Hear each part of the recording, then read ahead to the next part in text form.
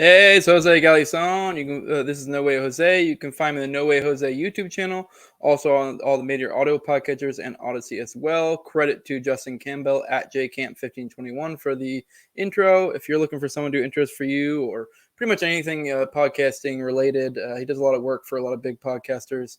Go hit him up. Whether it's like clips, what have you. He does it all. Today, my guest is Heidi Briones. Just to let you guys know, I always do. If you're watching on the 30th, this is a live stream. It'll only be available the day of, and then I'll put it back up public roughly a week or so later, depending how the schedule works out. If you want to have access to it in the meantime, you're going to have to go to patreon.com, just No Way Jose 2020. There's multiple different levels. The lowest level is $2, though, and that just gives you access to the episodes. The highest level is $20, and that's for the sponsors, and that would be CD McRae of the Whiskey and Tea podcast.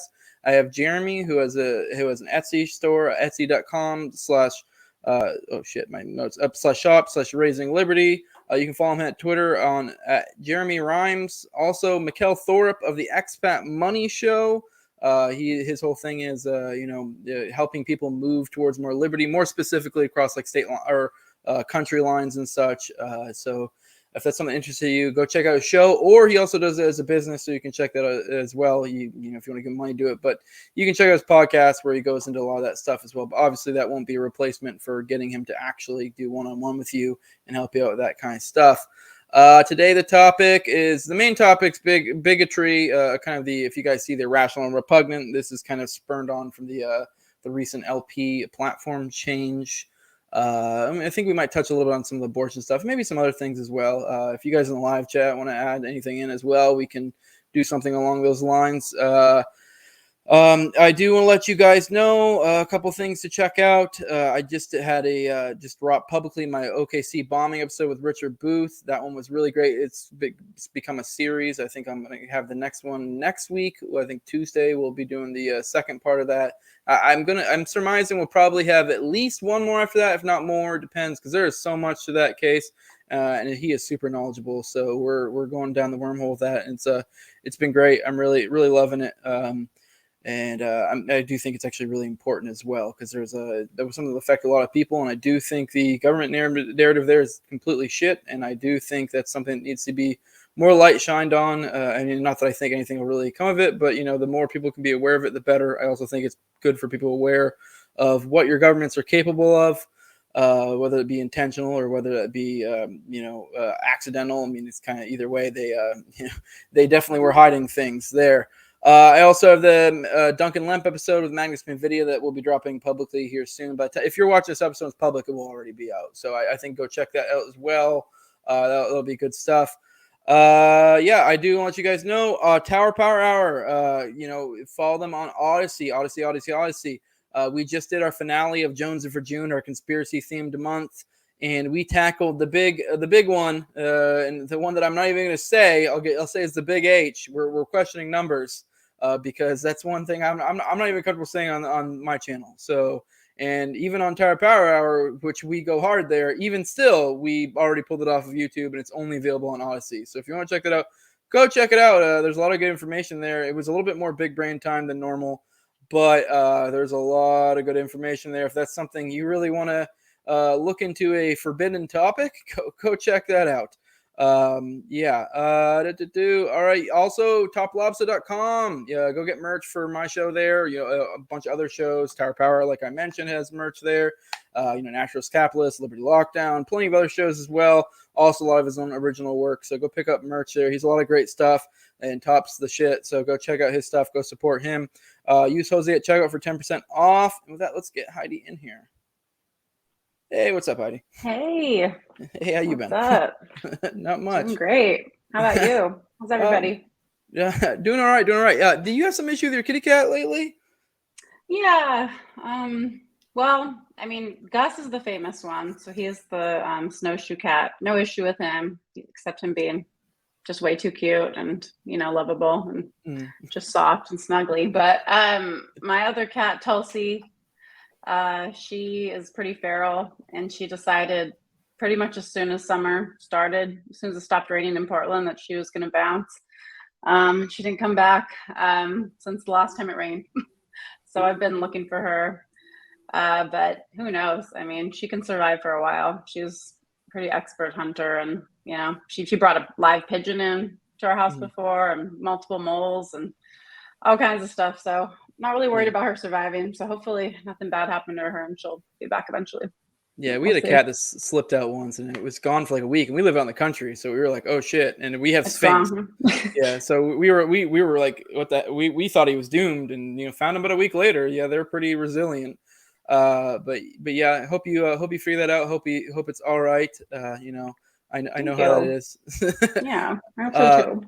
But I guess I'll give you a chance. I don't even think I've actually had you on my show before. We've interacted a lot on Twitter, so it feels like I have before, but I don't think I have. So if you could introduce yourself to the audience, let them know who you are, what you're about, whatever you want to lay out. I know you kind of did some political stuff in the past, so just kind of your credentials, what have you.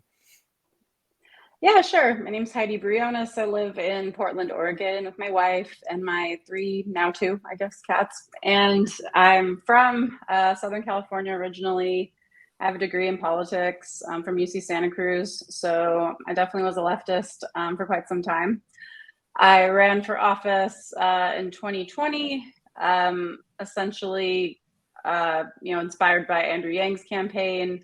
Kind of spurred off of that, ran as a Democrat, tried to primary a very strong incumbent in a, solid blue district. I think I did pretty well. It was only a 3-month campaign. And I did, place above any of the other challengers and got, I don't know, almost 9,000 votes, something like that, 8,000.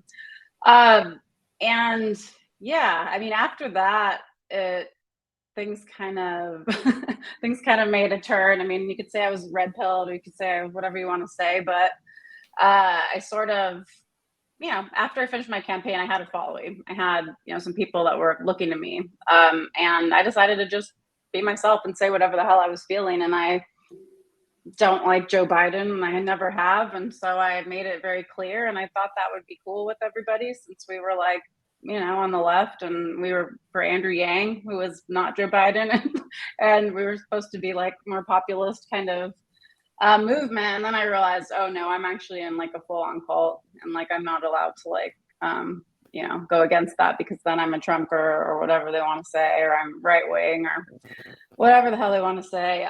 So yeah, it just really kind of made me wake up. And since then I've been, writing. I've been just like doing whatever I want, and saying whatever I want. I have a diverse background. I was a teacher. I taught in Taiwan and South Korea. I was an academic. I almost got a PhD. I worked in the Tesla factory. I did all kinds of different things. And so I'm a lot more than just like somebody who ran for office as a Democrat. So I'm happy to let that go. I'm not affiliated with any party currently. I'm basically just declined to state and figuring it out. But right now I'm just like, cool with not being in any party at all, and just being myself and seeing what happens. So I got some things coming out, but I'm excited to talk to everybody. Hell yeah. I do want to kind of start out kind of with your political philosophy journey, because I think the last time I saw you anywhere was on Justin's show, Justin O'Donnell, forever ago. I don't know if you've done any other shows since then, but I did see you there, and I do remember vaguely. I probably should have rewatched it in preparation, but I do vaguely remember some of your where you were coming from, and I get the vibe that you've changed even more since then. And it's kind of interesting, because it's like kind of the thing like. Let's say people say, what's the difference between a libertarian and anarchist? Like 6 months. I'm not saying you're either a libertarian or an anarchist, but it is kind of interesting to see how you've gone a little bit further, or it seems that way. Yeah. I kind of like to see, where you're coming from there, if you want to let people know. Yeah, I feel like I haven't gone further. I mean, I've changed a bit, but I really feel like the world has changed. The world is getting more and more authoritarian, and we're seeing the effects of it. And I feel like I've always been, libertarian. I've always been on that side of things. I mean, in the 90s, if you were a leftist or a liberal, you were libertarian. I mean, pretty much. I mean, you were not authoritarian, and that really shifted over the last, 30 years, and even more so after the last, 3 years. It's just like accelerationist at this point. And the more that we steer towards, control, and the more overreach that happens, obviously through the COVID regime, just seeing everything so clearly and how far we've gone to that side and how our freedoms are just being, ripped away. I just am like, hey, I feel like I've stayed mostly the same. I've just watched things get so bad that I can't be as quiet about it anymore. Like, I can't be just like chilling and like, oh, well, whatever. Like, I got gay marriage, and that's cool. And now I'm just gonna like do nothing and hang out in Oregon. I feel like anybody that is for liberty should be speaking up right now. And if you're not, then you're not for liberty. You're just not, because like this is the time to, have your free speech recognized and shout it for the rooftops. So I feel like I'm just being loud. I guess I'm just being louder about what I've always felt, because things are getting worse. Yeah. Well, I guess this will be a little bit of a test to see how much you've moved from your lefty origins, since we'll be touching on bigotry and abortion. So it'll be kind of interesting to see where you come from. I don't know if you are aware of my positions. I mean, not that I've been super loud on it, but I kind of a little unorthodox with what the traditional libertarian position is, or the libertarian Inc. positions on these two things. I definitely don't agree with especially for these two topics at all. Real quick, I have a super chat from Nell Neves. I'm here for Heidi. Thanks for the super chat. Feel Love free to keep on those. Thanks for showing up. Yeah, appreciate it. Well, let's start with bigotry. Are you a fan of it? No, I'm just kidding. Love it. But no, the reason why this kind of came up was I mentioned earlier, the platform change in it. So I guess I want to start off with from a political perspective, and then I kind of go from more of a philosophical perspective. So what are your thoughts on that being in the platform in the first place? And I'll let you go, and then I'll kind of maybe give my thoughts, and I think a lot of people kind of know where I'm coming from there. Like your thoughts on whether it ever should have been there in the first place, if you and what it means for a political movement to be tied to that. I would say I don't like it. It's such a broad term. Everybody's going to have a different definition of it, which is my problem. I think a platform should be very straightforward. Pretty much anybody should be able to read it. I mean, it should honestly be maybe like 5th grade level and just very basic, and you understand exactly what this party's about. When you start talking about bigotry, so broad, it changes literally every day now. And it's just, what exactly is that? It's just somebody I don't like. Pretty much. It's somebody that I disagree with on something that I think is very important, and therefore I think they're a hateful person. So I think it's weird. I think it's odd that it was even in the libertarian platform. It doesn't seem like it fits. It seems more like a Green Party platform or something like that. So it's odd to me. Yeah. I've said before that it never should be in the first place. I'm not an LP guy at all. People who follow me at all are very aware of that, but this is one of my critiques that I gave them, and honestly, to their credit, them pulling it out gave me one less critique to some extent. Although I'm still not a fan of what they changed it to, but it is far better. I still feel like it kind of just comes off as like wishy-washy, but it at least takes away that like political cudgel aspect of it, because the way it's worded now, I mean, I don't remember exactly how it's worded now, but the way it's worded, I was going to say.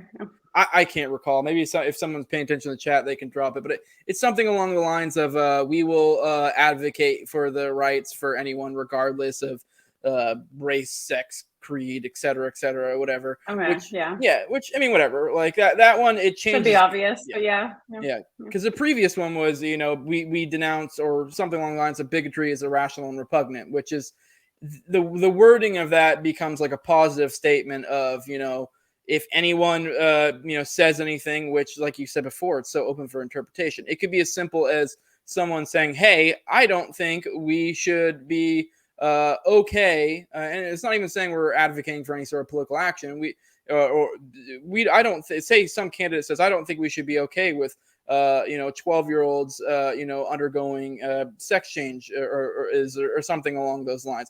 And there are plenty of people who can be like, well, that's bigotry. And I mean, obviously, right. I would disagree that's bigotry, but if that's how you define it, that's how you define it. And it is a very vague term. So I just think even as it stands now, it just kind of comes off as like, why is this even here? It just makes no sense. But I mean, whatever. But before was in there, and it was used many times as like a political cudgel to people that they don't like in the LP. Yeah. Yeah, it's just leftism. I mean, I was kind of thinking about this, and it's just, I think I wrote kind of a note here. It's just that basically leftists think that if you associate with somebody, and I mean, associate is so broad, anything like you liked a tweet or retweeted something or followed them on Twitter or anywhere else, or stood next to them somewhere, or or in the same party. If you just associate with somebody, then it's like you're fully endorsing everything about that person and their beliefs, and you also believe like they do. It's very that cult mentality of just like, if you associate with someone, oh, then you're just like them, and you can only associate with people that have the exact same beliefs as you, which is crazy to me. And that's exactly my experience that I had. Like you said, I mean, as simple as calling someone the wrong pronoun, you're a bigot. Yeah, I mean the commonly used thing to put it in modern terms is Dave Smith, and he's had multiple interactions with Nick Fuentes and other people, and just him not immediately being like, oh, I denounce you or whatever. Like people would kind of try to use this angle of attack, and I always thought it was so silly. Like, why would I interact with someone like that has beliefs that I disagree with and immediately come off in an aggressive way like that? Like, you're not going to make any sort of inroads. It's not productive in any way. It just comes off as silly, and I just think it puts up blocks where they don't need to be. Although their argument would be like, well, we don't want to track these kind of people to the movement. And like, why? Like, if you're saying they have bad ideas, wouldn't you want to introduce them to better ones? Like, isn't that free speech? I mean, isn't that part of liberty? Isn't that like a huge part of it? And wouldn't you want it to be a big tent, ideally, so that you actually have, some say and you're taken seriously? And that's how you do it. You work together with people that you don't agree with on other issues, on the issues you do agree with. You find like the common ground, and then you're like, how can we work together? Instead of, oh, how can I, like hate you, or how can I, say that you're a bigot, or how can I do it? It's not, like you said, it's not productive. I really believe in working with people no matter what, as long as we agree on what we're working on. That's all that matters. I mean, I don't really care what you think about other things or what you do in your off time, as long as it's not hurting anyone or me. Go for it. And that's part of libertarianism to me. I mean, small L, it's just we're for people doing what they want, as long as you're not hurting anybody and you leave people alone. Yeah, that's just as simple as it gets. Well, that leads to a perfect transition. You kind of mentioned the little L libertarian. We were talking big L there, and now we're moving to little L. For those who aren't aware, though, I mean, I guess maybe we kind of probably brought in a different crowd since you probably have more people from the Yang thing. When we say big L or little L, big L means the political thing, the political side, and then little L is like the philosophy. Because a lot of people may not realize it if you're watching now. There's the Libertarian Party. And a lot of people conflate the two, but you have people like me who's not even an LP guy. I actually literally have the opposite. I advocate people for not to interact in a political way, especially not with the Libertarian Party, in my personal opinion. I'm not going to go into that because that's a whole spiel, and I have plenty of other content. You can go check that out. But there are a lot of people who there are people who are small level libertarians that advocate for working with the Republican Party or the Democrat Party or no party or the Libertarian Party. So it's a different thing. There's a political philosophy, and then you have the political party, and these are very different things. And that's kind of one of my issues with it, is that especially like we mentioned before with the platform, is kind of like people.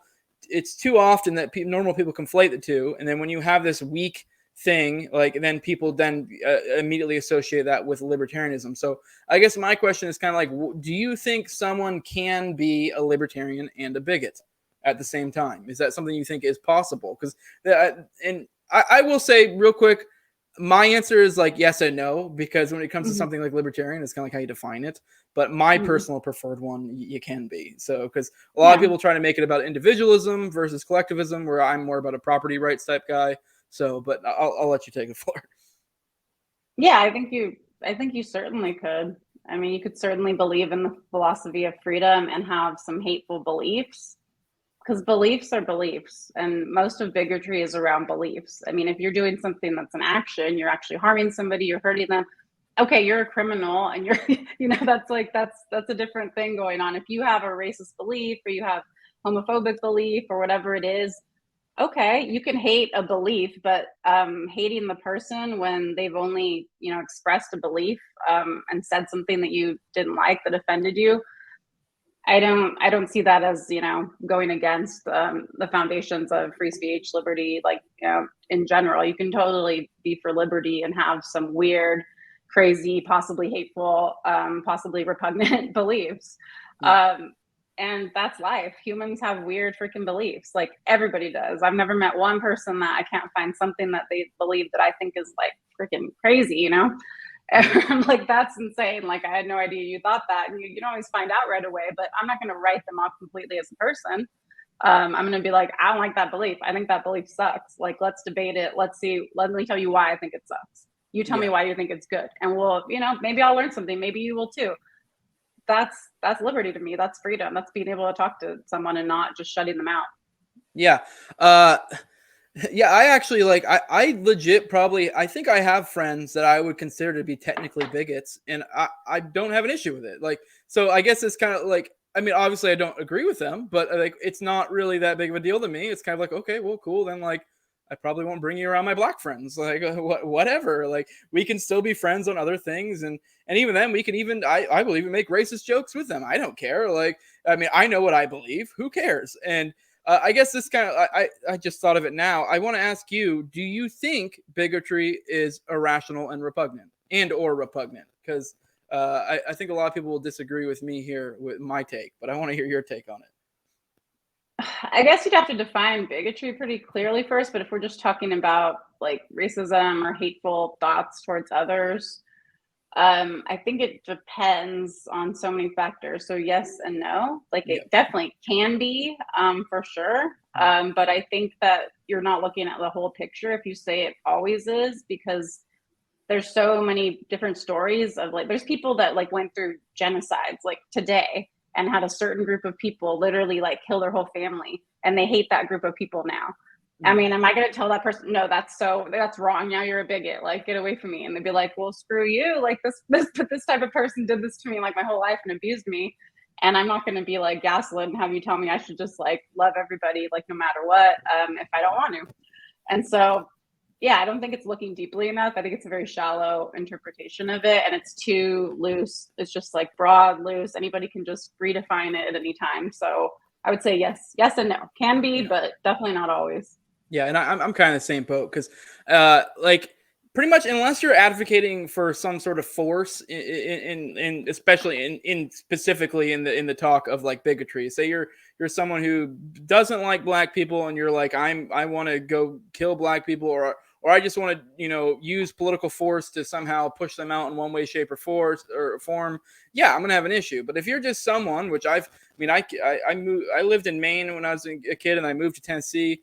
And like, there's definitely some racism in the South, but it's not as bad as a lot of people make it out to be. But most of it, in my opinion, was kind of the harmless type, where they're just like, well, I just don't want to interact with them, but they're not in any way advocating for any sort of force. They're just like, well, I'm out here in the sticks. I don't like them. They're colored fellers, and I'm just not going to interact with them. And whatever, like, sure, someone could say that's irrational and or repugnant. I mean, I would say in that case, it's probably irrational. Just irrational, maybe not repugnant. Yeah, I mean, like, yeah, it's not really that big of an issue. Like, who cares? I mean, let them have their thoughts. It's not a big deal. I mean, even Thomas Sowell himself, I believe, said, I wish I could remember it better because I do bring this example up a lot, but he said there's different types of racism. And he mentions one type of racism, and he kind of said it's kind of like a rational. And a lot of people may not like this. It's kind of like a bell curve argument. And he's kind of like the idea. I think he used some sort of taxi example or something, but let's say for you don't know anything about anybody. Say it's a job thing. You're trying to hire someone for a job, and you, for some weird reason in this hypothetical, the only thing you know about them is their race or sex or religion or whatever. Like statistically, there are things you can kind of be like, you can derive from that. Obviously, it would be far better if you got to know the person, know them as an individual. But even Thomas Sowell himself is like, well, this group is has a high, like say Ashkenazi Jews. If you look at the bell curve, they're like the Ashkenazi Jews and Asians are like typically have the highest IQs. So if all you know is that they're an Ashkenazi Jew or an Asian, you don't know anything about them, and you're trying to hire them for a job that you think would be conducive for somebody with a high IQ, I mean, and that's the only information to go off of. I mean, honestly, that's kind of rational bigotry. I mean, obviously this is a hypothetical, but like there's something to it, Yeah, it's prejudice. I mean, I think that we all have prejudices, stereotypes that are ingrained in us, and many that we're totally unaware of until somebody points it out, right? I mean, people grow up in different areas. You could grow up in the South, like you mentioned, in Maine. You could grow up in a very small community where everybody believes the same thing, and then suddenly you're out in the world and you realize, oh, that's actually weird. People don't all think that way. So of course, prejudice is definitely real. I think that's different than bigotry. I mean, because that's just like judging somebody before you know them. That's not like hating somebody or, and then of course there's the other line where it's like actually hurting people and like, that kind of thing, which is horrible, or, advocating for hurting someone, or violence that I don't sign off on that. So yeah, there's so many levels to these things that it's like, yeah, it just, I mean, things go on Twitter and it just gets reduced down to like, you're either a bigot or you're not, or you're either like for Nazis or you're not, or just like, it's just like things are so black and white, but it's insane. So if you're talking about libertarianism as a philosophy, we can't be black and white in my view. You just can't. It's not just that simple. There's gradients, there's gray areas, there's human experience, there's countries that we live in, there's laws, there's not laws. There's so much that goes into a philosophy, and the whole point of a philosophy is to talk it out, think it out, work it out. And you can't do that if you shut people out completely, if they have a viewpoint that you think is bigoted. Because they could just be ignorant. You don't even know that either. Like I've talked to some people and I'm like, hey, I think that's kind of like a messed up thing that you like think that, or you're saying that. Like if that's just my opinion, like we could talk about it. Why do you do that? Like what's going on? And they might tell me their story and I might be like, okay, that gives me some context, but let me tell you my story. This is my context. And they might be like, oh, I never thought about that. And then we got somewhere. But I could have just been like, well, screw you, you're a bigot, and walked away, and then nothing happened. It was just a horrible interaction and no one got anywhere. Yeah. Well, let's move on to abortion. I think you already lost a little bit of your lefty cred here in the bigotry talk, so that's good. Let's move on to abortion. I've been following you a little bit online, and you do seem, I don't know necessarily, I haven't really got a read if you're necessarily against abortion, but I do get the vibe you're definitely okay with the constitutional aspect of it, that it should go to states. I guess I'll let you kind of just give me your thoughts. I do want to let you guys people know, if you want to hear like go deep theory into it. I had a while back Carrie Baldwin, who's a great voice in it. I'm technically, in my opinion, if I had to classify myself as one of the other, I'm pro-life, although I don't really necessarily advocate for any political thing. I'm also not against it because I do see it as murder, but I'm also an anarchist, so like just actual aggression. So like if the state does want to deal with actual aggression in one shape or form, I'm not necessarily advocating for them to do it, but I'm also kind of like, well, it is aggression, so like I'm not really like I'm not actively advocating for it, but I'm also not really upset about it if it does happen. So I'd like to get your thoughts on it. Although maybe I would say from a leftist perspective, you may not be qualified to speak on this. So because although you're a woman, you're technically not a breeder. So I'm not, but I did have sex with many men and I managed to not get pregnant or have any abortions. So I'm so proud of that. So even though, I'm not a breeder. I would say I'm anti-abortion, yet technically pro-choice, like reluctantly pro-choice. It's such a complicated, actually repugnant issue. It actually is like a horrible thing that unfortunately happens in the world and will continue to happen. And I would like there to be a lot less of it. I understand that there's probably never going to be none of it. And that's life, because there are situations that, may call for it. There's, those are, I think, more rare than people make it out to be.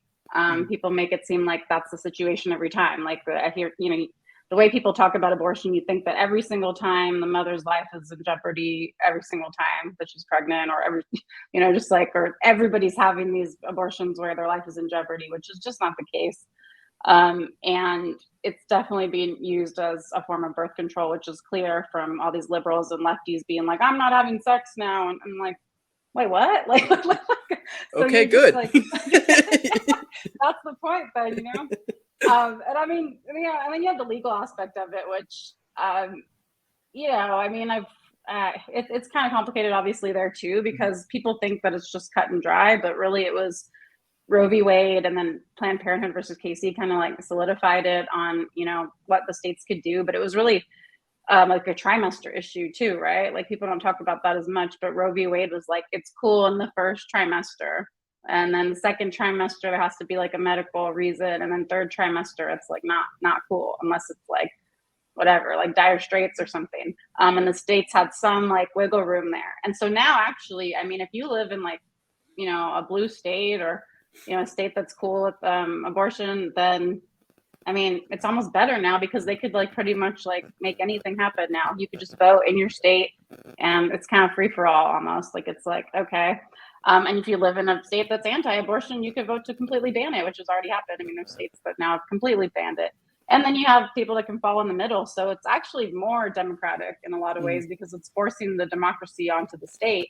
And every state gets to choose. And if you hate the way your state is, I mean, at some point, why the hell are you there? I mean, we have, a lot of choices. And, if you're not going to get involved, in political or local or state, politics and try to change things, then maybe go to a state that is already set up the way you want it to be. And, and people will say, well, that's socially, economically not possible. And I'm like, okay, but I mean, then it's also possible for you to wear a condom and and like not get pregnant and not have to worry about this, like to begin with, because this should be like a last resort type of situation. This should be not your first thing that you're thinking. You should be actually taking precautions before. And I think that people haven't been. I mean, I honestly think, that they've been, using this as birth control, and they've been taking, these fetuses and taking the stem cells and doing, whatever, experiment science and building things and vaccines and all kinds of stuff from stem cells. And so I think that there's a weird economic part of it too. Mm-hmm. So I would say, everybody needs to be wearing condoms and, give out Plan B like candy and, stop like having sex with people that you don't want to have a baby with. And if you are, then take every precaution possible. And then that'll, I think, reduce like 90% of abortions. And I'd be cool with that. That'd be a grand improvement, I think, with society. And we'd have, more families. I mean, we've seen the breakdown of the family, which I don't think is cool. I'm not really a conservative, but I am kind of a traditionalist in a way. I do think that families are important. It's good to have a large family. It's good to have everybody tied together. It's good for kids to have a mother and a father figure at least. It's good to have that in your life. And, we've seen the provable negative consequences of not having that, especially not having a father. And so I think people need to step up and like be more responsible for what you're doing with your body and that you can create life, if you're having sex. So I guess I'm pro-choice, but it's like, I'm also anti-abortion. I also freaking hate it. And I think let's not be doing this all the time. Like, let's figure out a better way and be more responsible for what's happening with human life, in our bodies and otherwise.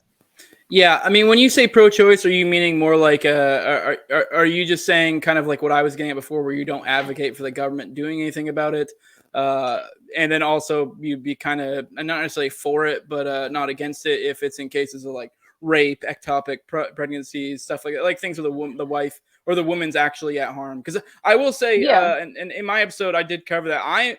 I'm personally, if it's a rape case, I'm actually completely okay with it. I mean, I do think it's tragic. It is a life being taken, but I do think in my head and like a theory perspective, there was no like consensual act that led up to that, because I'm of the opinion if you create a life, an act, you perform an act that has a chance of creating a human life, that you to some extent have some sort of obligation to not fucking kill it. Obviously it's rape. It's like you didn't like make this like implicit contract or whatever, if you will, like to where you perform this act that you knowingly knew would do that. I also have the same opinion if you're like, say, if you're mentally deficient, didn't understand it. Like if you're someone who's not cognizant of what the consequences of that act are, like say someone who's like you're too young. Too young. Yeah. I still think it's tragic. It's still a human life, but it is it's a different scenario where you weren't in this situation where you made this kind of like implicit like contract type thing where you were essentially you created a life. Like, and obviously when it's like something where it's like the health of the, like, and when I say health, I don't mean like, oh, this is going to cause depression. I mean, like, it could probably fucking kill you. And like, and I know a lot of people are like, well, how would you litigate that? I don't fucking care. Like, that's a separate issue. Like, litigating it. Yeah. I mean, yeah. I think it should be a private issue between a person and a doctor and their family and their community, ideally, right? I don't think it should be a political issue. I mean, I realize that there has to be some kind of, involvement, unfortunately. But I'd like it to be as minimal as possible because, you don't know the full circumstances of that individual. You don't know if they're mentally deficient. You don't know if it was rape. You don't know all these situations that could go into it. And I think the doctor and their family and people around them would. They'd be comfortable telling them. It'd be a private thing, and they'd all come to a conclusion together. Like, well, what do you think is best?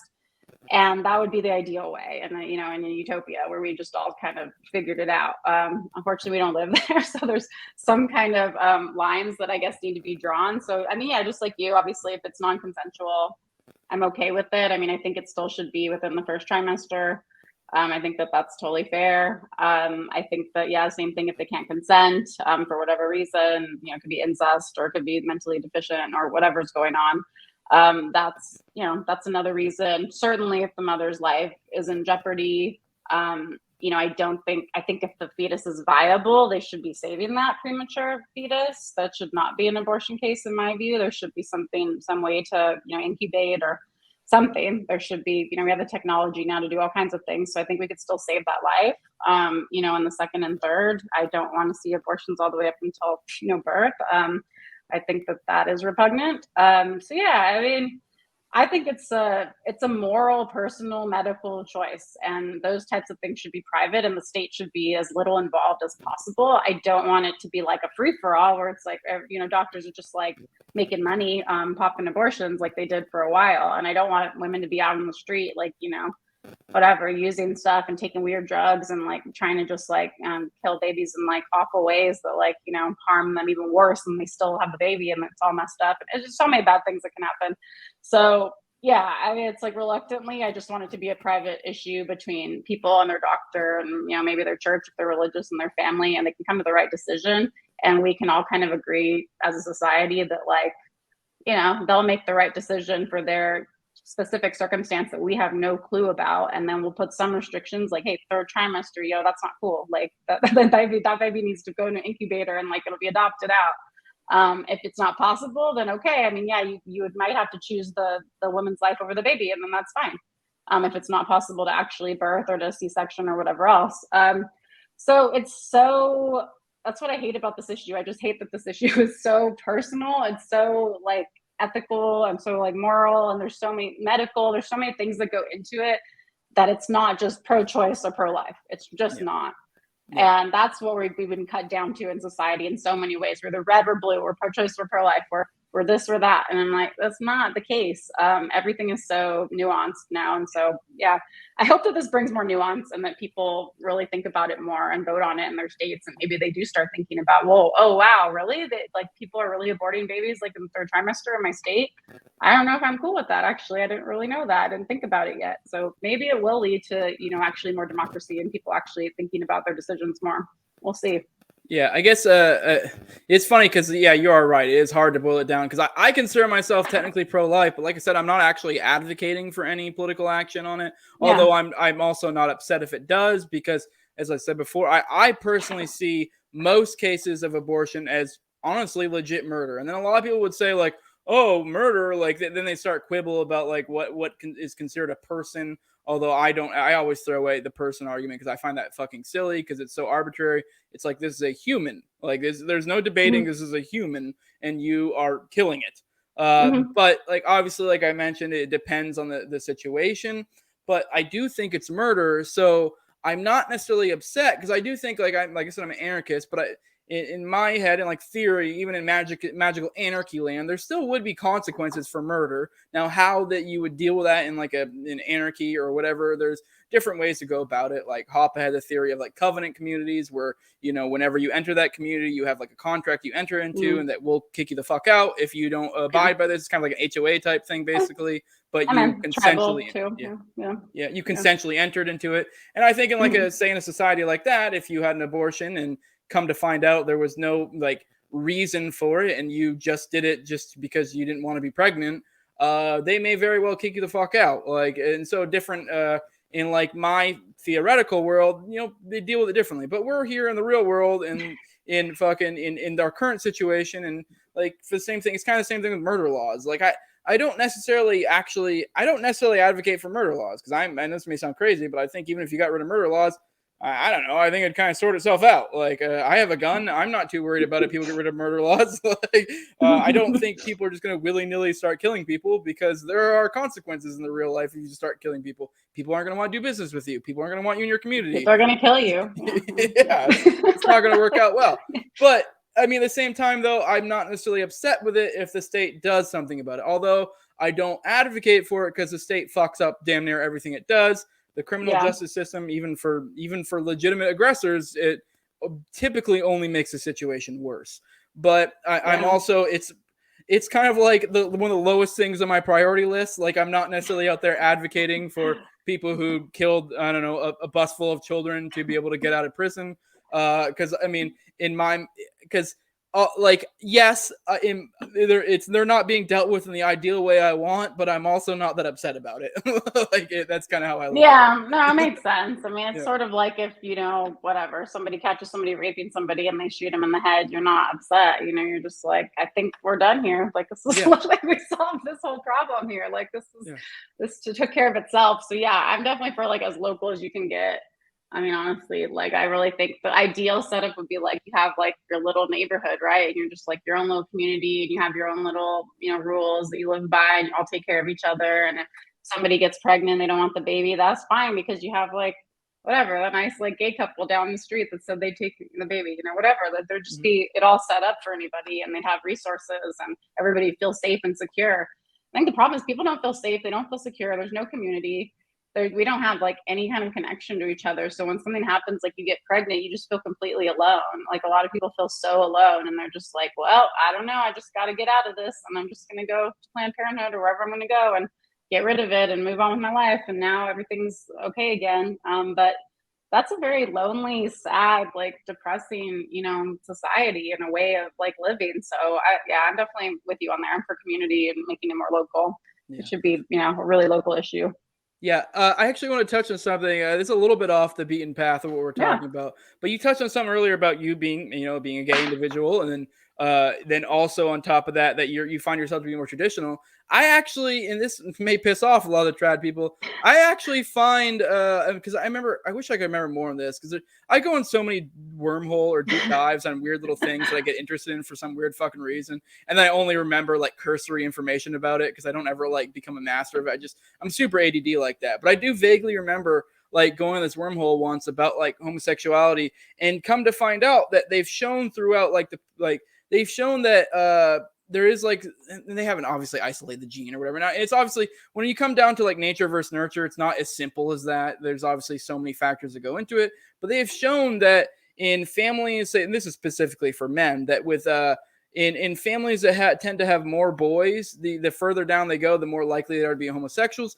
And they've also shown in the past they've shown in the past that that a lot of like gay individuals have been very, even in the, like, I know we tend to think of this as like or a lot of people think of this as like a modern thing, but in ancient past, there were a lot of homosexuals and they did actually play a part. And it was kind of what you alluded to there, like kind of like, hey, you know, you have a kid, you know, the kind of so there is a role for, I know it sounds crude, but non-breeders in a traditional society, because, you know, if there's extra children in a community, if there's, you know, extra things that can be picked up, because you do get to a point where you get to your max of breeders, and it's kind of like, it's good to have other people to assist in the community. And there is something to that. You're muted, by the way, if you're trying to talk. Oh yeah, I know. Sorry, I was having a notification go off. I didn't want to interrupt, but yeah. No, you're good. But yeah, no. A lot of people find those to be like at odds. I don't necessarily see it, even from like biological and like historical perspective. There are a lot of points that point to that there is something to that. And I'm not saying it's all nature. I'm also not saying it's all nurture, because a lot of people try to make it out like there's a gay gene or that's a choice. I don't think it's either. I think there's so many goddamn factors that play into it that you can't just isolate it to one. So I always thought that was interesting, though, that like, because people try to like condemn it on the traditional side, and on the other side they try to make it out like it's like this anti-trad thing with all the progressives. And it's like, well, it's kind of neither. I think it's to some extent a natural function in some way, Yeah. personally. So I don't know. Yeah, I think, yeah. I mean, you pretty much nailed it. I mean, there's always been a percentage of homosexuals in, the human race. As long as we can remember, there's been writings, there's been poems, there's been all kinds of things that we can trace back to there being a certain percentage of homosexuals. Like, is it nature? Is it nurture? I definitely think it's a little bit of both. I think that in a way it is a choice. 'Cause, like, I could totally be gay and choose to, like, be with a man and have a husband and have babies and stuff if that's what I want. And a lot of lesbians do that, actually. A lot of lesbians don't realize they're lesbian until later in life because they have this drive to, like, nurture and have a family. And so a lot of them, like, do that right away, very young, have a family, pop out like 3 kids, and then, like, the kids grow up and they're like, oh, I'm actually gay. Like, bye. Yeah. Like, I'm still best friends with you. You're still awesome. You're my kid's father, but, like, I gotta go. You be happy. I'm gonna be happy. And I think that that's fine too. I mean, I think that everybody should have the freedom to choose to live however they want. And for some people, yeah, they might be gay and they might choose to not live that way. And I don't think that's necessarily bad or wrong as long as they're not harming anybody or themselves. If they want to suppress that sexual part of themselves so that they can, live in their community, like have their family, whatever they want to have, then I think that that's okay too. So yeah, I have a little bit different viewpoints than, like, maybe a lot of gay people, but I just think that whatever lifestyle you do want to live, and it is a lifestyle because anything's a lifestyle, right? You're deciding how you want your life to be, and your sexuality is your choice. And if you're gay, it's harder to be gay. It just is. Like, it's harder to, like, live a gay lifestyle. Like, it's like you have to, like, come out. It's so awkward. You have to tell people. You have to, like, whatever, let them know you're not going to have kids. Like, you have to just, like, this whole thing, and you go places and people look at you and they kind of, it's weird. Like, you are kind of, like, in a way, an outsider in society, and it's not necessarily a bad thing. I think it's fine if you're okay with that. But I'm also think, hey man, it's fine if you're not okay with that too, if you want to have a more traditional life, because there's a lot of value in that. And I do think there's a ton of value in families and breeders and being heterosexual, and it's never going to go away. Homosexuals won't either. But I think that we should all live together and just realize that, hey, we can all be, in a community together, like you mentioned, and we'll help each other. Yeah, I just think if we had more tight knit communities and kind of like like I mentioned before, I'm an anarchist. I think in a theoretical anarchist world, you would have more tight knit communities, and it'd be more of an apparent role for individuals like yourself or others, because it'd be like kind of pick up the slack, help out. If there is a kid, say some orphan, say some family died, it's like, well, here you go. And a lot of people go, oh, you need a man and a woman. And I'm like, I think there's something to that. I do think it's good to have masculine and feminine influences, but in this theoretical, you would have the community. And I'm not saying like a community should raise a child. I'm not saying some commie bullshit. Like, but I do think it's a little bit of a mixed bag. I think it wouldn't be just as simple as that. Like, there still would most likely be masculine and feminine influences on them. Totally. But let's move back to abortion, because I want to get more of your thoughts on Roe v. Wade and what your thoughts on it being struck down. Are you a fan of it or are you not? I'm personally of the opinion, like, no matter where you're coming from, you really kind of should be for it, unless you're trying to have some sort of federal rules over everything. I think you should, but I'll let you go. Yeah, totally. I mean, I don't think that people fully understand what it means. First of all, they think that it's like they just outlawed abortion or something, or they think that they made it okay to outlaw abortion federally or something. Or, like, there's so many things that people think about it, and it really just makes it not a constitutional right anymore. And I mean, it's a really weird constitutional right. I mean, they really, like, pulled that out of, like, the 14th Amendment. They pulled it out of the right to privacy. There's no constitutional right to have an abortion. Like, that's crazy. There's no constitutional right to tons of things that I may think are good and may think are bad, but that doesn't need to be a freaking constitutional right. That's different. And I don't really like the courts deciding things like this. Like, I don't like that the courts decided gay marriage. Like, I think that that's dumb. Like, I think that we should have, like, decided it, like, on a federal level. It should have been, like, like a law, or it should have been, like, all agreed to, or it should have been left to, local, and the federal would have to, like, recognize it if it was, in your local district recognized it, that kind of a thing. I don't like it because now they can just go and, like, overturn it, and they may. And then I'm like, okay, now what? Like, do I just identify as a dude now so I can like still like have a wife? Like, what do I do? Like, what's going on? So I don't like basically the judicial system being activist in that way. I don't like activist judges, and I think that they should be very strict to the Constitution because that's their role. So I think that they did push it a bit too far, and now it's kind of a correction. And that's going to happen when you push it too far. So that's why I don't like it. I don't like things being decided in the courts. Like I hated that. I remember my friends when they passed Prop 8 in California, making gay marriage illegal. They were like, my friends were like, it's okay. It's going to go to the Supreme Court. That was like the whole plan to begin with, I think, honestly. Like now it's going to go to the Supreme Court and then they're going to rule there and now it's going to be fine. I'm like, is it though? Like, cause like, can't they just like rule like later once the court shifts and becomes more conservative? Like, is that really okay? That doesn't really do anything. That doesn't make anything permanent. They're just going to put it under the 14th Amendment, and that's totally up to interpretation. So, I mean, them overturning Roe v. Wade, I think, is probably a good thing in the long run, even for people that are very, very pro-choice, because you can do pretty much anything you want now in your state. You have the right to make that decision now of, what you want those state laws to be and how you want to define your more local territory. And maybe it'll cause succession of some states. I don't know. Maybe it could like spur some crazy stuff and like civil war, and I don't freaking know. But like, I think that it puts more, onus on local laws, which I think is overall usually a good thing, and removes constitutional rights that aren't constitutional rights. And that's also a good thing too. We should have minimal constitutional rights that are very clear cut and that can't be just willy-nilly overturned because they're so obvious. Yeah. So yeah, that's kind of what I think in general. Yeah. I guess I want to kind of get to your thoughts on like I guess it's kind of like the inverse, because a lot of people when they talk about slippery slope, especially coming from our spheres, a lot of time they're talking about like the progressive individuals, and it's kind of like especially a lot of people make the argument like, oh, they allowed gay marriage and now trans and there's this, and I'll give them, there's something to that. I don't think that marriage ever should have been anything to do with the government in the first place. Mm-hmm. So there's something to that aspect. Mm-hmm. But I've seen a lot of people, and it's funny actually, like I saw this a lot online, and I thought it was just like, and I saw a lot of memes, and I understood it because they were like, I get it, like you're making a point. I don't agree with the point. I thought it was a little hyperbolic. But then my wife came to me, I think it was either today or yesterday, and me and my wife, just for context, we actually disagree quite a bit on the abortion thing, which isn't really an issue because we're married. Like, I mean, who cares? I mean, like we kind of control that.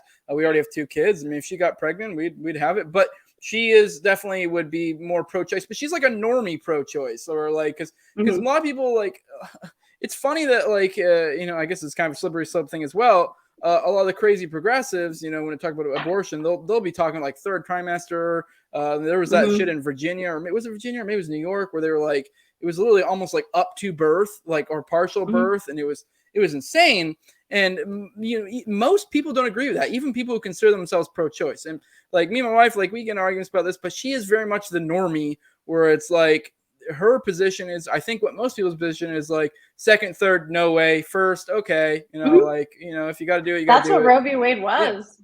Yeah. I mean, maybe that's why she supports Roe v. Wade, because Roe v. Wade was literally like 1st trimester, okay, 2nd trimester, only okay if there's a medical reason, and 3rd trimester is a no-go. That's like what they decided on as a consensus. So I think that's most people's kind of position already. So that might be why they're so upset. But I mean, either way, you can still have that if that's what you still want to do in your state. It could just stay the exact same. That's how it's going to be for most people. Most people, nothing really changed. Most people that are upset live in places where nothing changed and nothing will change, and it might even get more loose just to like make a point. They might even be like, oh, we're going to loosen this up even more. So yeah, I mean, I think like Roe v. Wade is a big deal in a way, but I think the slippery slope argument is like, yeah, like I mentioned, like activist judicial, systems are not good. Like I don't want the Supreme Court to be activists. I mean, like the legislators are supposed to represent us and make laws. And, the justices are supposed to basically interpret whether that's constitutional or not. Yeah. And I'm for a strict constitutional judges. I think that's better. Yeah. So, I mean, slippery slope, that's a whole other argument. I do kind of think like, now that I think about it, I'm kind of almost like against gay marriage in a way, like not like on a personal level or anything, but just like, I think really we probably shouldn't have done that. We probably should have just like codified like domestic partnership and just made that like a federal and just had it been separate and not gone through the courts through the 14th Amendment, because now it's like it's weird. Like, why did we have to call it marriage? It did kind of become like a weird slippery slope with legality and all of that. So I don't think it's that great. I would have been fine with it being called anything. Like, you can call it anything. I don't give a shit. You know, like as long as like I have the same legal rights. You know, as long as like I can see my wife when she's sick and we can travel and we can like, you know, our marriage is recognized by the law so that I can do things, then I'm cool with it. I don't really need it to be called marriage, but they really pushed for that. And yeah, you know, I don't know if that was the best route to go. Yeah. Actually, my wife, like I said, she's a normie, but I do think I'm kind of getting her to come around the Roe v. Wade thing, because I think she doesn't pay it. She's not someone who pays attention to this stuff. She's very much a normie, and I don't mean that in a bad way. I love my wife; she's great, but like she doesn't really. She's like most people, doesn't pay attention deeply to political philosophy or how political systems work, and so I don't think she really completely understood all of it. And it seems to be she's kind of coming around and getting it a little bit more. And she was actually making fun of some of her friends who were coming back from work and going on and on about how, well, now they're going to get rid of gay marriage. Now they're going to do this. Now they're going to do that. And like, like she was like, this is fucking ridiculous. Like, they're not going to do that. That doesn't make sense. And she was kind of going on. And like, like the point I'm getting is like when I saw those memes and stuff online, because I'm sure a lot of people have seen those memes that are like, oh, well, next we're going to be, you know, hunting witches and stuff. And I thought, like, for me, I was like, well, no one really like believes that entirely. They're just more making the point of like, you know, they're making a hyperbolic point, and there's some point to that, although I don't agree with it. But I guess I want to get your thought. Like, you concerned now that they're going to start coming for other shit? They're going to start hanging witches, or they're going to start getting rid of fucking or get rid of gay marriage or whatever. Overall, I mean, I mean, it's definitely possible, but that's the problem with this whole thing. Like I mentioned, I mean, I don't like the court deciding things, because that's the issue. Is like the court is going to shift over time, because the presidents appoint justices, and people like Ruth Bader Ginsburg don't retire, or like, you know, like there's just like things that like don't happen the way you would want them to happen to have a balanced court. And I hate that it's even like that. It shouldn't even be that way. I think that that's actually a flaw in the Constitution for sure. Like the president appointing justices is a major flaw, because we're seeing like how partisan we've become. And now it's become a major issue, because now it's like super political, and you know, these presidents are only going to appoint somebody that agrees with whatever the like right wing stance is or whatever the left wing stance is, and it's very black and white and divisive on these issues, and it's just going to keep shifting back and forth.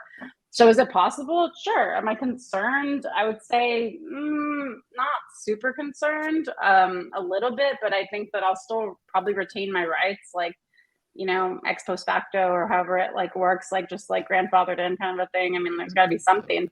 But like I said, I mean, everything's so yeah. Well, I'm in Oregon, but but federal law is important. I mean, because of a lot of different reasons. Like if you want to travel, get visas, have your marriage recognized in other countries, it does make a difference. But I think it's okay now. Like honestly, I think that we can like make a law, like we can be like domestic partnership is the same legal status as marriage. Like that's all that they would really have to do, and we could just call it domestic partnership, and any marriage license would probably still be valid at this point, because they were valid when they were, you know, basically when they were registered. So I mean, I'm not super concerned. I'm really concerned about things kind of going the other way, to be honest, on a lot of things. Like I mentioned, I mean, so let's say my marriage does go away, but now I can identify as a man. Okay.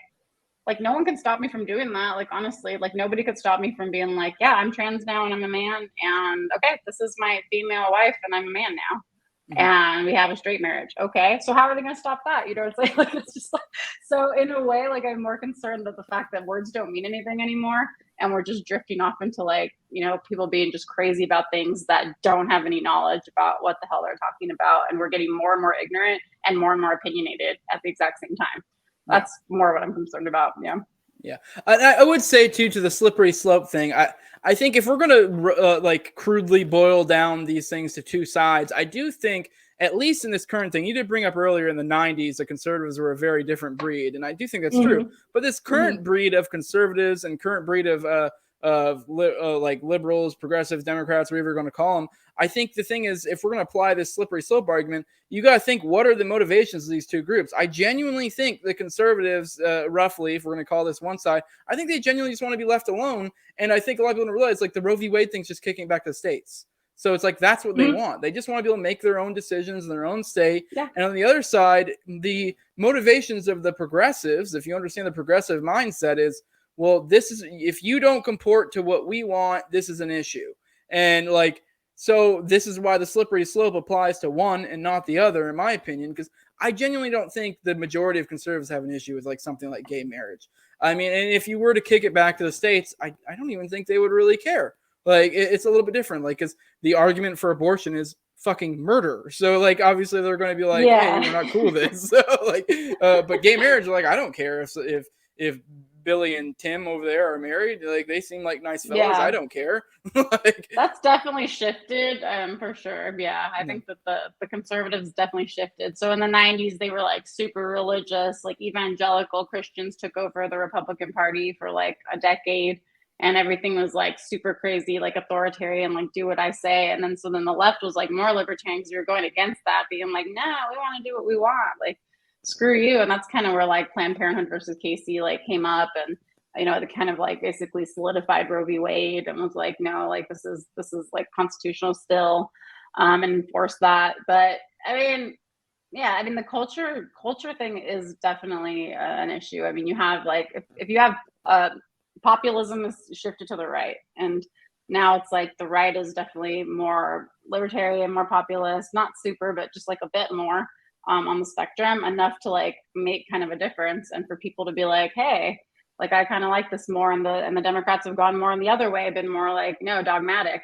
So it's kind of like pumping the brakes and the gas. It's like almost like the progressives are like pumping the gas sometimes when like necessary, but then like the brakes have to happen like at some point where we're like, whoa, whoa, whoa, whoa, whoa, whoa, whoa, like okay, but not that far. Like that was cool. Like gay marriage was cool, but like this whole like full like whatever, what is a woman thing, that's not cool. Like now we got to like go back a little bit. No drag shows for kids, that kind of thing. It's like, no, let's move back.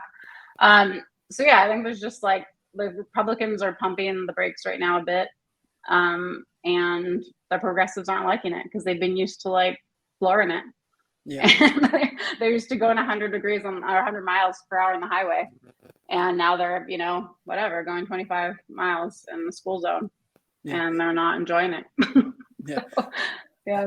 I do want to touch on a little bit, because it's a little bit backing up, but I do think this is a little bit of a look into the progressive mindset to some extent, because we were talking on gay marriage and kind of how it started. And if my memory serves me correctly, there were a lot of places that were instituting things like domestic partnerships or allowing you to have some sort of legal things to kind of give you the same protections. And for some reason, that just wasn't enough for a lot of people. And I get it to some extent. Like, you're like, well, I want to be able to say I'm married. And they're like, okay. And I, as time's gone on, I've kind of come to the conclusion that I do think marriage to some extent is a religious thing. I'm an atheist. And if it hadn't been for a lot of the legal type things, taxes, etc., that come along with being married, I don't think I would ever marry my wife. I still think I'd be with her. Like, but there would be no so I don't see the need for it to be a marriage per se. I can, there's no reason if government never got involved that I couldn't be like, have made a promise to my wife or some sort of pledge or whatever, and we could have had something to cover the legal side of things. Because for me, like calling it a marriage, aside from like maybe some of the cultural context, it doesn't really make a difference to me. It's still the woman I love. She's still the mother of my children. I still would be with her, till this day, whether or not we, had some legal document from the state that says we're married. Like the idea that I need that or need approval from the state of my relationship is kind of silly. And it really is. The more you think about it, it's kind of like a religious thing. Like, and I don't know. I mean, I guess that's my perspective. I don't see, like, if anything, I would prefer not to. The only reason why is I was kind of forced into it by the state. I think every man would prefer not to. Yeah. I mean, and that's not to mean that, like, I want to get away from responsibility. It's just that, like what? Why? Like, this is a whole. Why? Yeah. I mean, like, why couldn't we have handled this amongst ourselves? Maybe we could even have had a little ceremony, promising ourselves to each other or something. That the idea that state needs to be involved is just fucking silly. Or the idea that it has to be considered a marriage enshrined by the state is just, to me, silly. Yeah, I mean, okay, so I'll just give my perspective as like a gay person who like grew up gay, and like the kind of cultural perspective and that type of thing, because when I was growing up, I mean, being gay was still very much like not really cool, like at all. I mean, I was born in the early 80s and kind of grew up in, the 80s and the early 90s. And, I also was in a very traditional conservative family. They were pretty homophobic. They're very, very like, Catholic / Christian. And I went to a Christian school. They were also very like anti-gay. And so I never really even thought any of this was possible, to be honest. Like I really didn't think like I could ever live like an out life and all of that. So yeah, it was important in like a cultural kind of way, and more like a psychological way almost, just being like, you're okay. Like it, you can do anything that like a heterosexual person can do. And I think that's how like most gay people probably feel about it, is just like they have this like internal like emotional thing where it's like I feel like I'm in this 5% or 10%, whatever it is, like of society, and everybody else gets to have like these things that I can't have.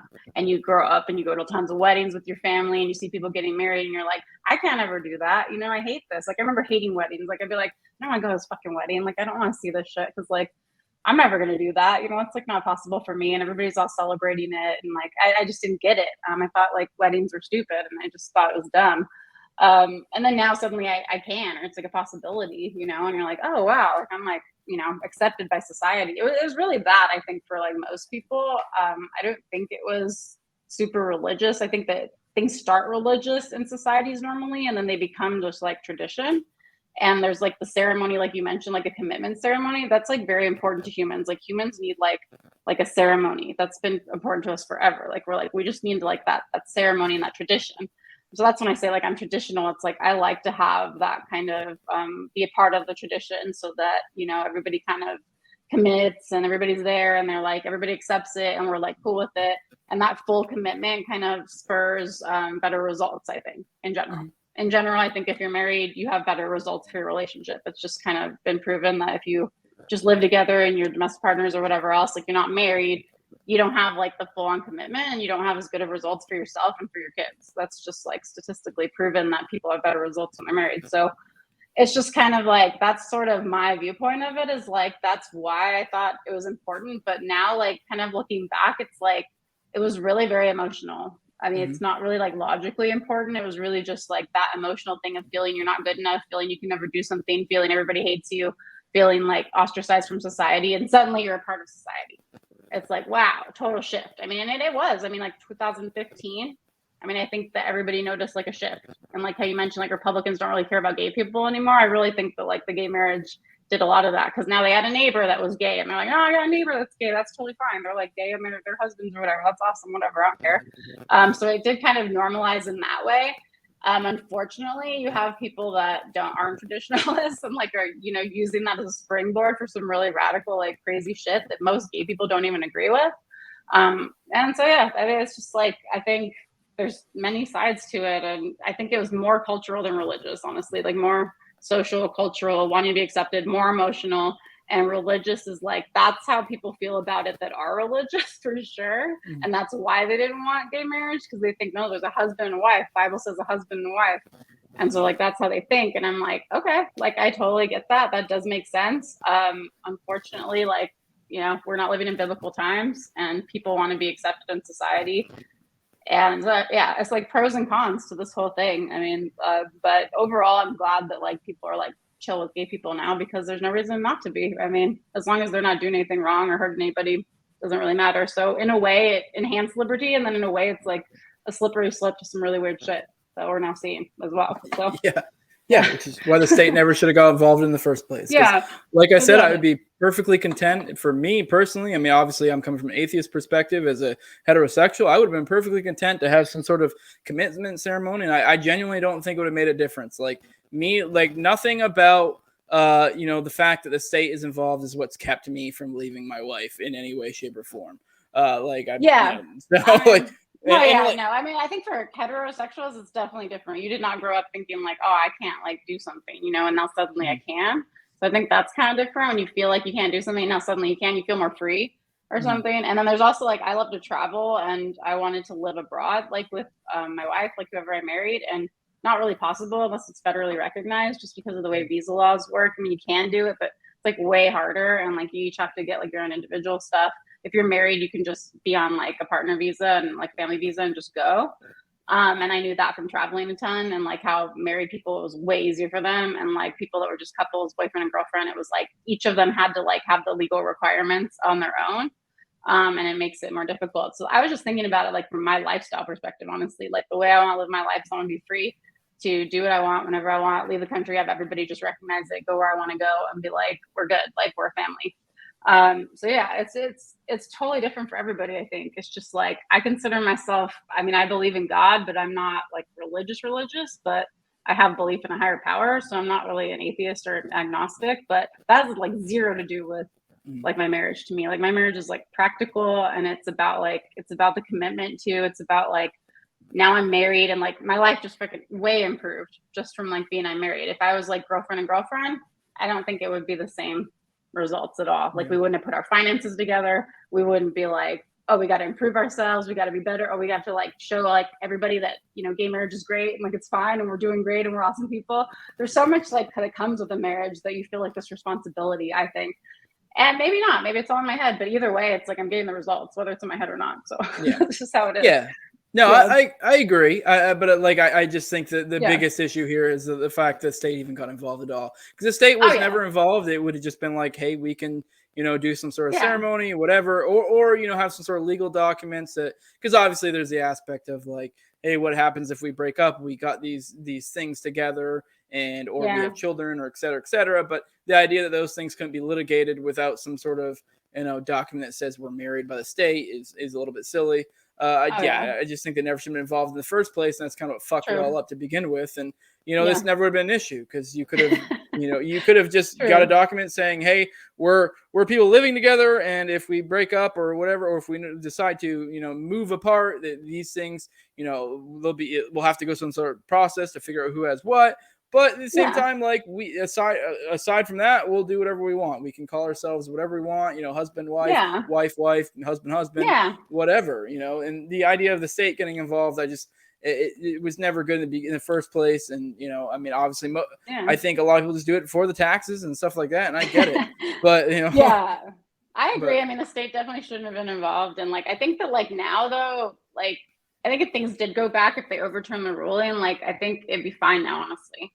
I think it would be totally fine. Kind of like with the abortion argument, it's kind of similar. It's kind of just like, okay, so you send it back to the states and now it's fine. Because it's like we are like more informed and we can make our own decisions. And now we have like some kind of basis of like how we're going to decide this, you know, more locally. So I think either way, it'll be fine now. I think that people just get super worked up and the media pushes like these crazy, like emotional perspectives on things. But in reality, like these are all just legal issues with the state, and like fuck the state. I mean, like I don't like like you said, I don't think they should have been involved in any of this anyway, and it's ridiculous. And now if anything goes back to the state, it's totally fine either way. Like it doesn't have to be a constitutional right. It just doesn't have to be. Yeah, I mean, I would like to see even further decentralized even more to personally, like, you know, obviously, I mean, I'm an anarchist, so I'd like to go all the way down to the individual, but the further decentralized, the better. Like, I get it. Like, I mean, in the case of abortion, I've given my opinion. I think it's murder, so it's a little bit different. But say with different things, you know, I can't think of an example off the top of my head, but you know, I mean, whatever, you go to another state to do something. Like, I get it. It sucks to have to move states or whatever, but to some extent, like if you get it more localized, it gets even better because it's like, hey, if you're living in rural Kentucky and you don't like this thing that most rural Kentucky people like, and it's somehow a legal thing, it's kind of like, well, why the fuck are you living in rural Kentucky? Like, or go to the city, or like I was explaining, like if it was county by county, okay, like a lot of things are county by county, then like you could go to the next county. And like, okay, like, I mean, you don't live there, but you can go and visit. And if they say that's okay, you can visit and have this thing done or do this thing. I mean, we do that with all kinds of other things, guns and everything else. So it's like, why not? Like, why couldn't it be like county or city or even smaller? Yeah, totally. I mean, I agree with that. Yeah. And even in a state context, it's like, I mean, I get it. It sucks if you live in Cali and you're a conservative and they're doing liberal shit. It's like, I kind of feel for you. But at the same time, it's kind of like, dude, what the fuck are you doing in Cali?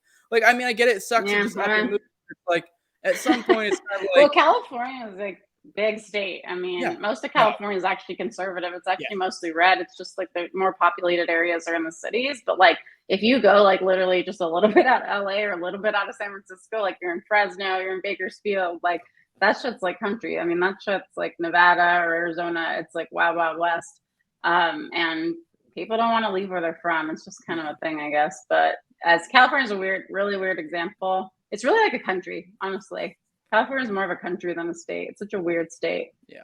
Cali and might it's have too been a bad big. example, but maybe New York. It's just too big. I mean, like, no, I mean, like, really any of them though. New York has upstate New York too, where they're like more conservative and they hate like what happens in New York City. So like, I think that's kind of the problem, right? Is like we're in these like, you know, fake drawn out lines where it's like now you have to abide by this, you know, in this line, and then if you cross this line, then you can do this. It's all, you know, made up in our head. So I think that's the main problem. Is it's just like this is all made up bullshit that we just are like agreeing to. It's like we have a social contract that we're going to agree to like these lines and these rules and these laws, and we're just going along with it. And I think that's really like the root of it. You know, it's like it is anti-liberty to even like have to worry about any of the shit. Like it should be something that you can decide with your community or your family or, you know, just yourself sometimes. Yeah.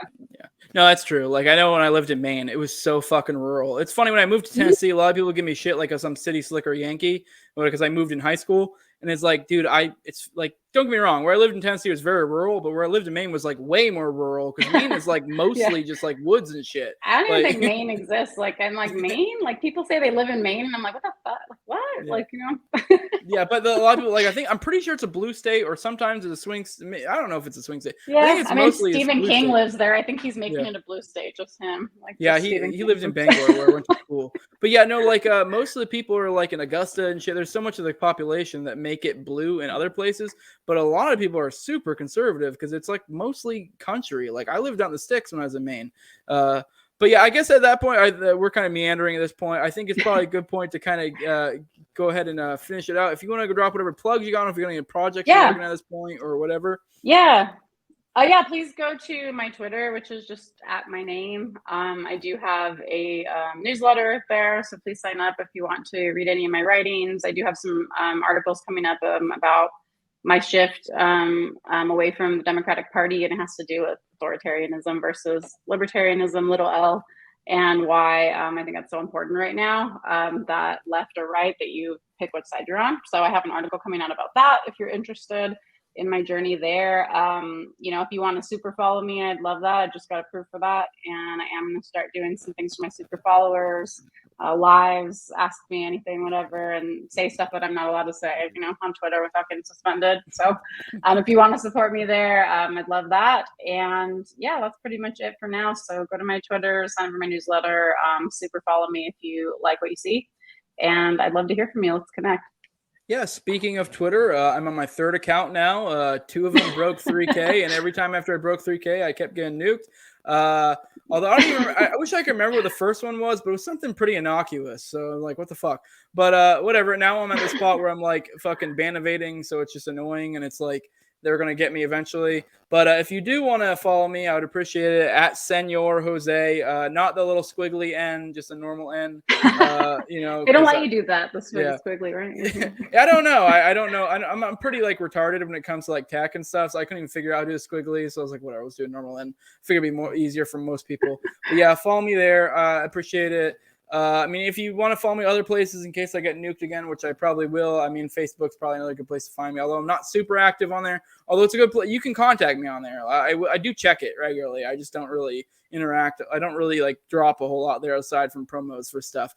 But if you do want to like, you know, communicate with me in one shape or form, you can communicate with me there if I'm not on Twitter. But, you know, Twitter is definitely the best place to do it. But yeah, you can follow me on YouTube. This is the No Way Jose Show. I'm also on all the major auto podcasters. I'm on Odyssey as well. Definitely Odyssey. Like I said, I do put some of my stuff behind a paywall, but because I have my shit mirrored, whenever I do a live stream here, it immediately goes to Odyssey. So if you don't want to give me money on Patreon, and if you want to be able to get my content even while it's not public, you can go to Odyssey. My content's always there on Odyssey. Like there's no paywall there. So if you want to just bypass the paywall, I highly recommend Odyssey. I mean, if you're not going to give me money, go to Odyssey if you want to get that content. Odyssey's dope. Yeah, Odyssey's shit. I love like I said, we had that other Tower Power episode where we questioned. Where we questioned the unquestionable. Topics I go there for too that I don't talk about anywhere else. So I hear that. I'm like, I'm not talking about that anywhere else. That's my private little thing that I go there for. So I love it. That's the rabbit hole place. It's great. But that's all I got. You can patreon.com/NoWayJose2020 if you want to give me money. Like, share, subscribe, comment, all that stuff. Like I said, I got nuked, so the shares definitely help right now. My reach is definitely way cold right now. We'll get you some followers. I'll get you some followers. Yeah.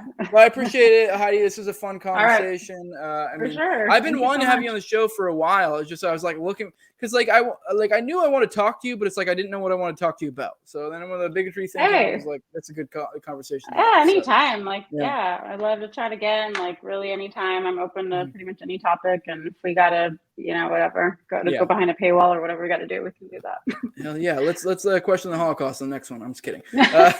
Oh, you said it. No. Oh no, fuck. All right, with that, we are out. Yeah, Appreciate it, out. man. All right, we're out.